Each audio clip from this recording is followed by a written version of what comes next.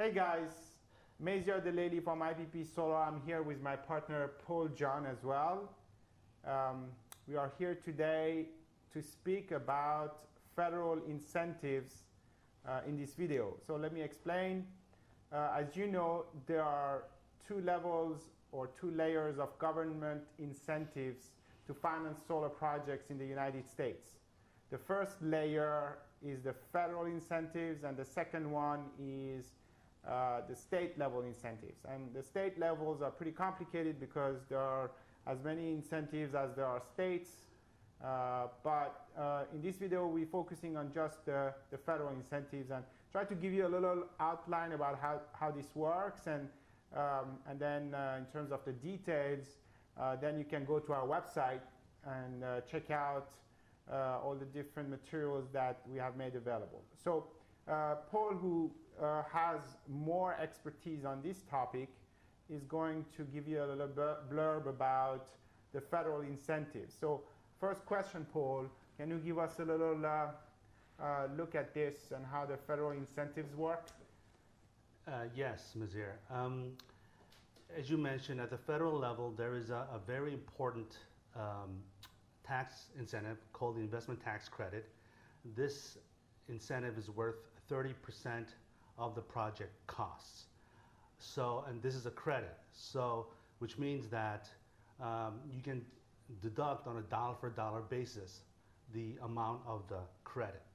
So it's 30% through 2019, and it steps down to 26% in 2020, 21% in 2021, and 10% thereafter.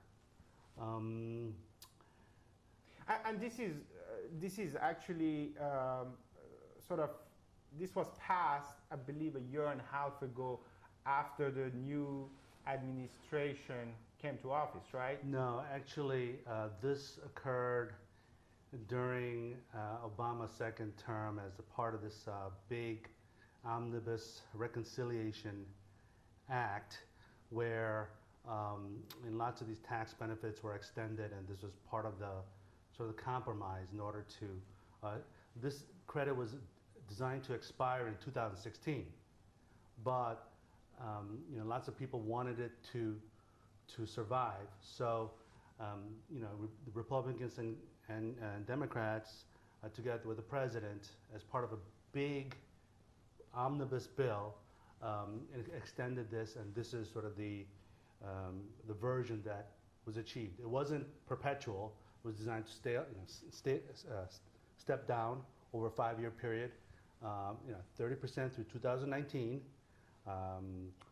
26% through 2020, and 21% through 2021. Okay, and so practically, how does that work? There is a form, or how does it work? Generally, once the system is placed in service, that's the technical. And placed in service means what? It's basically the utility approves your operation. PTO. You get a permission to operate. You get a document that's from the utilities that says that you're authorized to operate the system. That's pretty much the sign off when you can go online. And at that point, you're deemed to have been placed in service. That's when your credit vests. In order to take the credit, you fill out a simple tax form. You indicate the amount that you pay for the system, and it's a worksheet that you calculate the amount of the credit. So it's a very simple form that you file along with your normal tax returns. So just to give a simple example, let's say the project cost was $1 million. Okay, there would be a 30% tax rate. So that's right. The tax rate would be $300,000. Correct. And so if the system owner has, for example, that year a $400,000 tax liability, their tax liability is then reduced down to $100,000 because they have spent $300,000 on their solar system. Okay. It's important to note that it's not a depreciation; it is a dollar for dollar credit. So it's much more valuable than a depreciation because ultimately it reduces your ultimate tax liability, the bottom line liability on a dollar for dollar basis. Okay? Well, and that's part of what, Section 48 of the tax Section code? 48 of the Internal Revenue Code, correct. Okay. And so obviously we have links to the tax code on our website, and we can make that available to whoever is interested to engage in a solar project. Now, you talked about depreciation. That's another very important federal tax incentive for solar. So let's talk about that. Yeah, correct. So under Section 168 of the Internal Revenue Code, you are permitted to depreciate 85% of the cost of your project. Now, normally, this is a deferred depreciation, meaning that you have to take it over a period of time. Because this is a 5-year asset, normally you would depreciate this over a 5-year period. However, under the recently passed Tax Reform Act, you're now allowed to depreciate 100% of the 85% of your project costs in the year that it's placed in service. So you can imagine that I just want to repeat this. 100% of the project cost for 85% of the cost basis is the system owner can depreciate in the first year. Correct. So let's say a system costs $100,000. So you'd be able to No. Let's go back to the previous example. We had Okay. $1 million. $1 million. Okay, so $300,000 of tax credit. Correct. Okay, and now what would be the depreciation amount? The depreciable amount would be $850,000. Correct. Okay, so and that's over obviously the year when the service was The placed year, in right, service. that the system is placed in service. You can depreciate it right, on a 100% basis. It's called a special bonus depreciation. Okay, so obviously the dollar value or the cash value of that is a function of the system owner's effective tax rate. So if the system is owned by a corporation, it would be different from if the system is owned by an individual, because they all have different tax rates. You want to talk a little bit about that? Yeah, the new tax reform bill made some profound changes to people's effective tax rates. Corporations now have a nominal tax rate of 21%. So, if you're a normal, as we call them in tax parlance, C corp, then your effective tax rate would be 21%. So you multiply 21% by $850,000, then that's the. So this is more or less about what, 20% of $850,000, $170,000. That would be for what? For a C corp? That's for a C corp. Okay. Yeah. So if you add $170,000 to $300,000, that would get us what, to $470,000 literally in Nearly year 50%, one. yeah. So nearly 50% of the project cost was coming from federal tax incentives. That's now, right. Now that even gets better if we're talking about individuals. Yeah, and for individual taxpayers, provided that is for a business purpose, their effective tax rate, the marginal rate has gone down from 39, the highest marginal rate has gone down from 39.6% to 37%. That being said, assuming a 30% tax rate, you just multiply 37% times 850,000 to get the effective cash value of the depreciation benefits. So, that's quite a bit of cash. It will take you up to over 50% in some situations. This would be what, 300, let's say $300,000 to do a quick math here. Yeah. So we have now 300 plus 300, about $600,000 of the project cost that can be recouped through your tax savings. Through tax savings. Yeah. So now, the one caveat is, everybody's tax situation is different.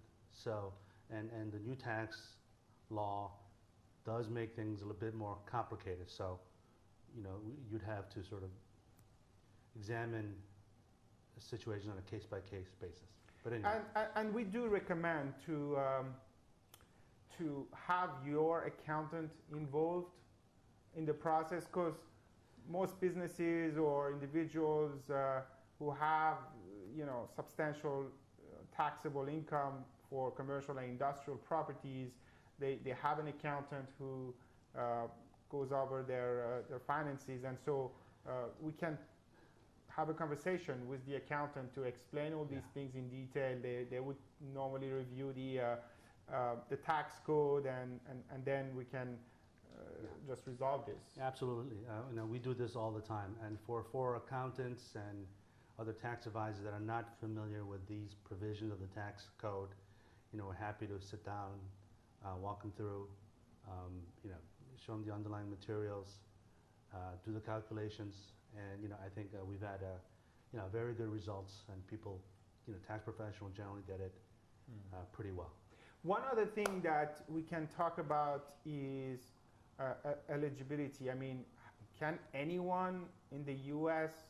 benefit from these federal tax incentives for solar projects, or there are some limitations? Yeah, generally speaking, this is a business investment tax credit.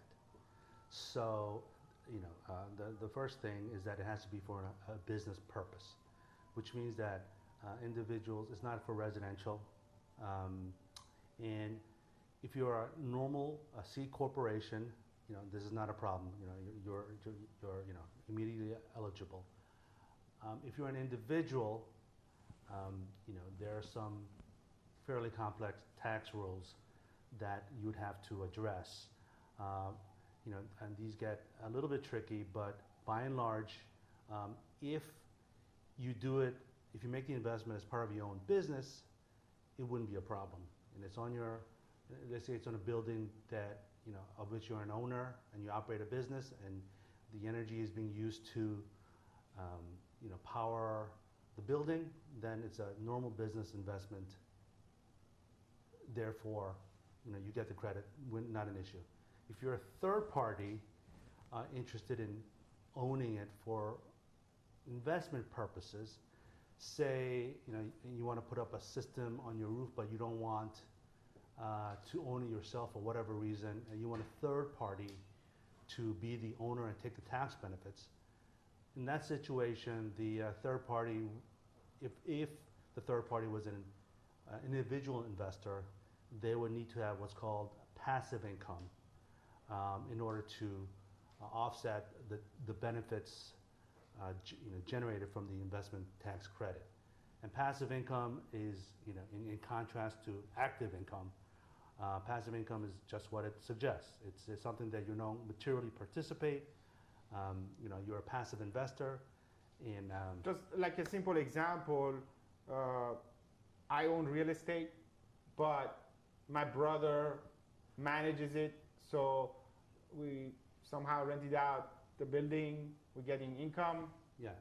He is the active participant, and I am passive. Correct.